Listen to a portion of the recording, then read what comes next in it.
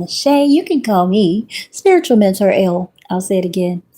People act like they need somebody to help them do the right thing. They're like they need some advice on what morals are. I don't know. They need a mentor. They need a voice of reason. Somebody ain't listening. For you to blatantly know that something is wrong and have so many strong demons and things and just go, well, F it. Ain't gonna get no right out of me. I'm do it anyway. Huh? You need somebody that absolutely can tell you before the judge does. Don't do that. That ain't gonna go right. Common sense to some of us. Strange to some. Speaking of which, feel free to have a cheerleader, guys. It's free to say, good job today. You didn't go to jail. Or bull, you're going to jail. You're going to have to clear up some things. You can't go that route and not get smacked. Well, I've done it before. This is the season. For the reason of me telling you, don't do that. Does that make sense? So anyway, hi. I'm looking at some information here. I love real estate, guys, only because I know that people need housing, okay? And I just love Home Depot. I do. It's not so shallow, but I understand that people want nice spaces, okay? They want nice things. So looking at my repertoire of entertainment, I ran across some information that is kind of funny, but it's not. As I stated, real estate is really connected to mental health. It's connected to the earth. It's connected to everything. How you live, someone owns the property, the location, everything's connected. Mental health, environments, the health of a home. As you know, sometimes people say it's haunted, which is more or less to say there's energies that haven't been cleansed. Sometimes people have died on properties. Sometimes they've been violated on properties. And that anger or whatever sometimes lingers. CSI comes in some cases and clean it up, or the cleaners for the next family to come in. And they're, by law, agents are not real estate agents. They don't, or owners. They do not have to disclose in some states, if not any state, that any events happened. Although somewhere in the world, it is considered a stigmatized property or something of that nature. Whatever the case, there is a guy, young black guy, Miller, last name. He has found himself in court because he has paid 61 years in advance for a property at $1,000 a month. He's dealt drugs before, and the person that gave him this property was someone that possibly was doing drugs. This is all alleged, okay?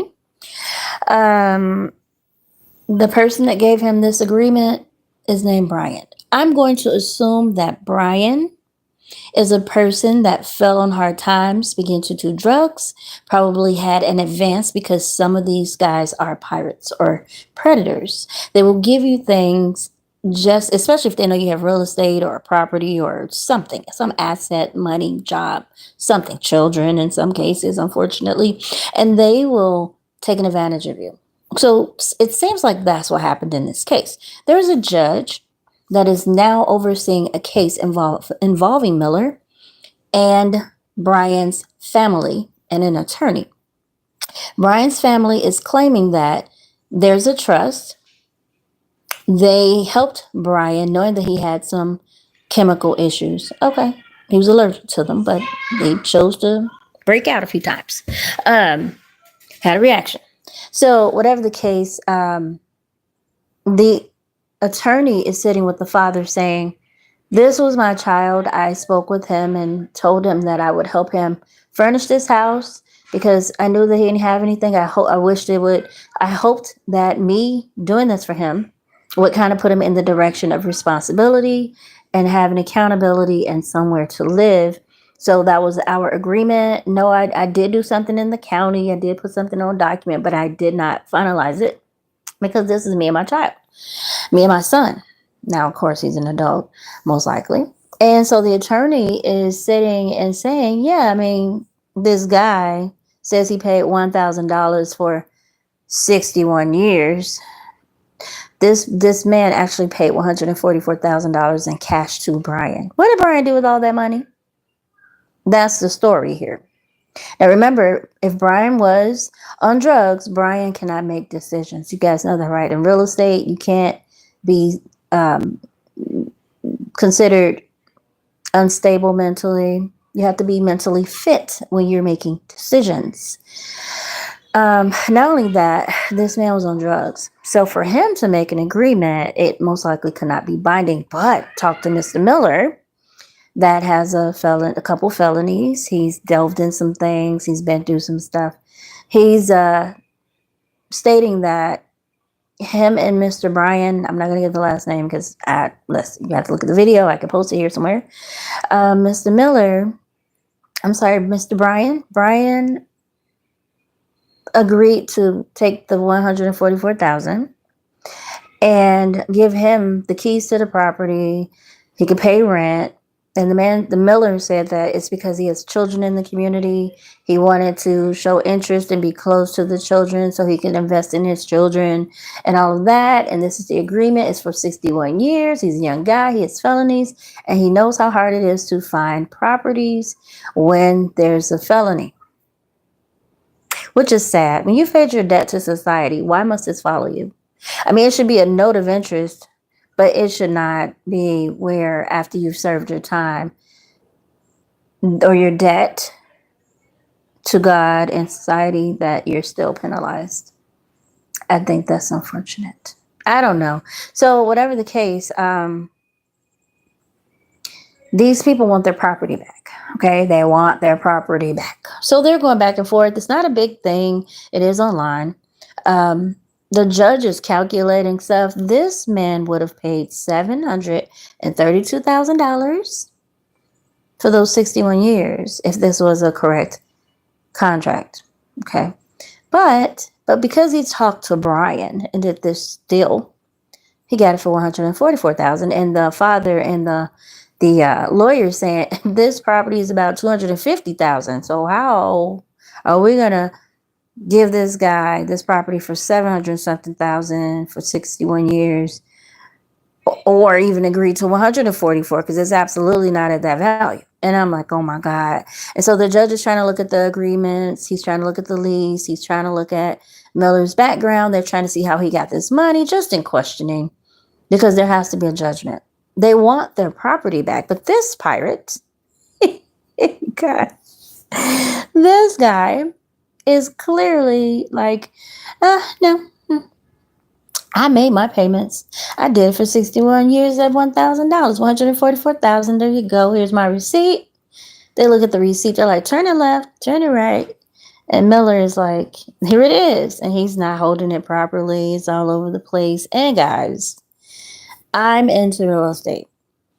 And these are things that you have to deal with when you have family members that are in charge and maybe have addictions, or they're just money hungry, or they're tired of the drip drop and the overseeing and whatever they're going through.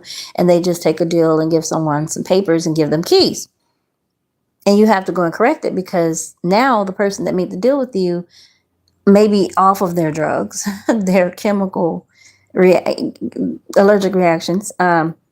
Maybe they're now in your basement homeless and going, I made that property for my kids, so I absolutely don't want this person in there, right? You don't want your son in your basement. You bought a house for your son. You had a trust for your son. You had something that they could use, that you fixed up, that you created a space for them to heal and to do better. And here's the pirate. No, I'm here. I made my payments. I paid $144,000. That's what me and him, the drug addict, came up with. Oh my God. And the judge is like laughing. The people are laughing like, where'd you get $144,000? He has not answered that question. What came out of his face was, I was injured. I was shot in the arm. And I still have money saved up. I have a lawyer. And I'm coming up with disability. Yeah, I apply for disability. because he probably can't get a job. And again, it's sad. When people do pay their debts, and it was just something like selling drugs. I'm not saying that's okay, but when do they get back to normal? Do they have to leave the country to get going again? It's so he did a desperate deed to stay off the street and have something he could brag about with his kids, but doesn't make it legal, guys. Is this legal to make a deal with someone that's on drugs that may have access to a property and likes money for their addictions or allergic reactions and keys? So yeah, the judge is overlooking the documents, the lease agreement, and he's looking at it like, yeah, judge, look at that number 32, drinking juice while he's in the hood, in a menace to society. Wow. So anyway, guys, I don't know these people. That's just my opinion. Again, I may put the link somewhere in the description. Check out my links. See if there's something you like to buy for the holidays. If you like to try something new for your house, candles, things of that nature, something for your electronics, maybe new detergent, or maybe makeup. For the guys, watches, colognes, shaving kits, things of that nature, check me out, okay? So whenever you're free and you get the chance, go ahead and, yeah, get your tea, coffee, and go through my links. All right? Thank you very much. If you like to, or if you enjoyed my story or any of my stories, feel free to like, share, and subscribe, because this is going on right now, honey. He signed that lease July 1st, so you may see this on Court TV. I don't know. He's on YouTube right now. Oh, God. Real estate is not easy in most cases. It's really, really a big deal and a lot of headaches. But God bless, okay? Because we all need somewhere to go. Amen? Amen. So have a good day. Again, don't forget to like, share, subscribe, and I hope to see you soon. And until then, love yourself and each other. Bye now.